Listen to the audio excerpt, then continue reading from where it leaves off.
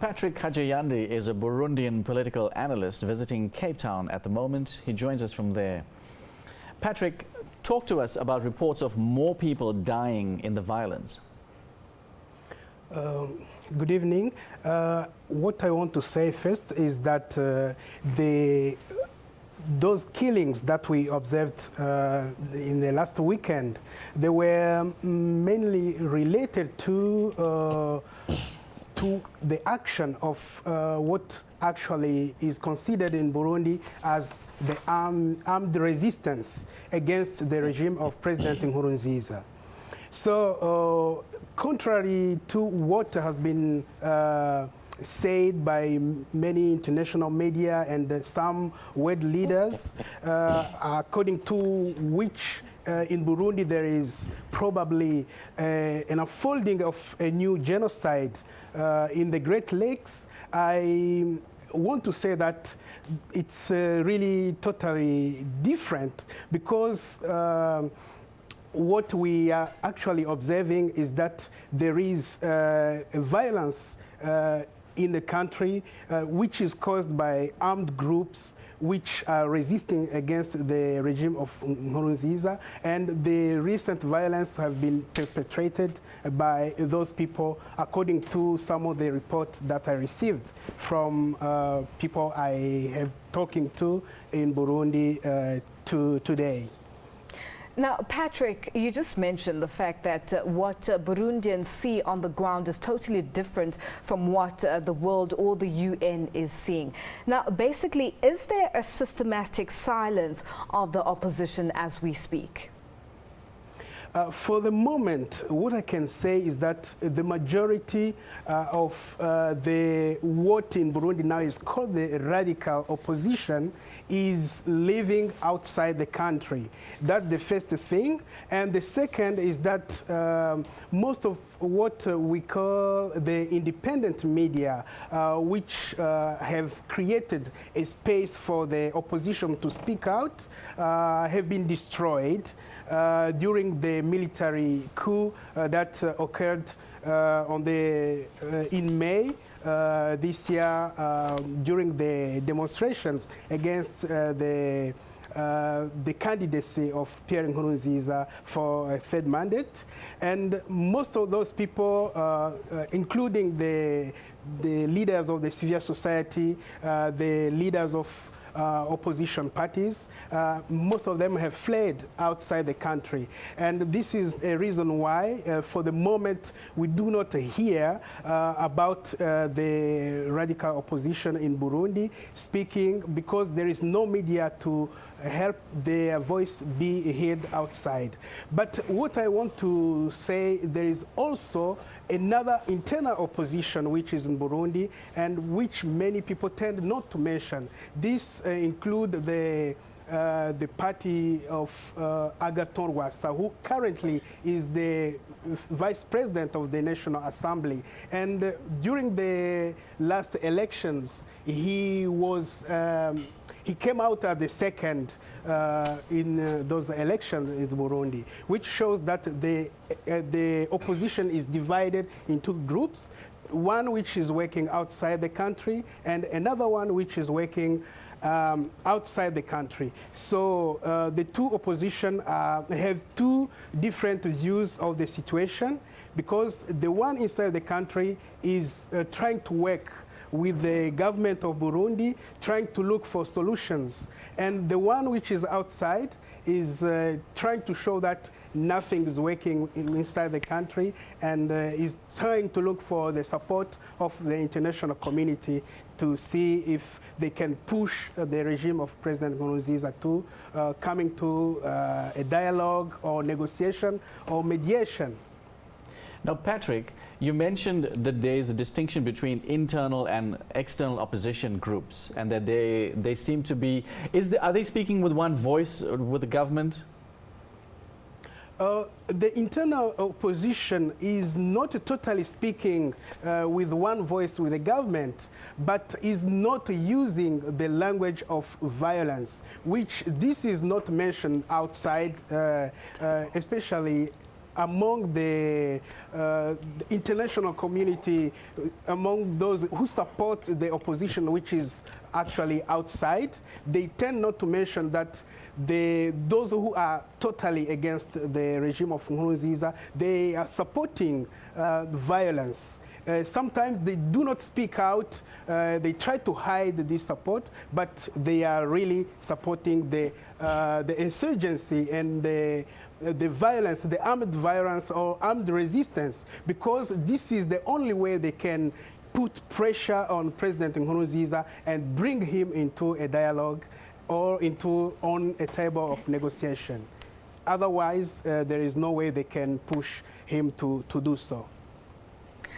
Patrick, is there any reason to worry that violence could result in another civil war between Tutsis and Hutus, divided between tribal lines?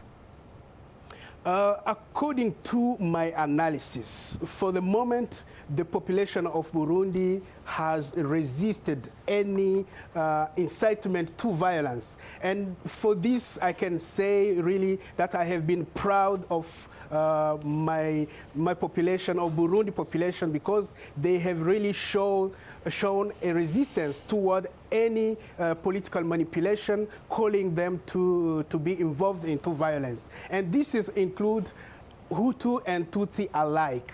So because since the signing of the Arusha peace agreement, there has been the implementation of the power sharing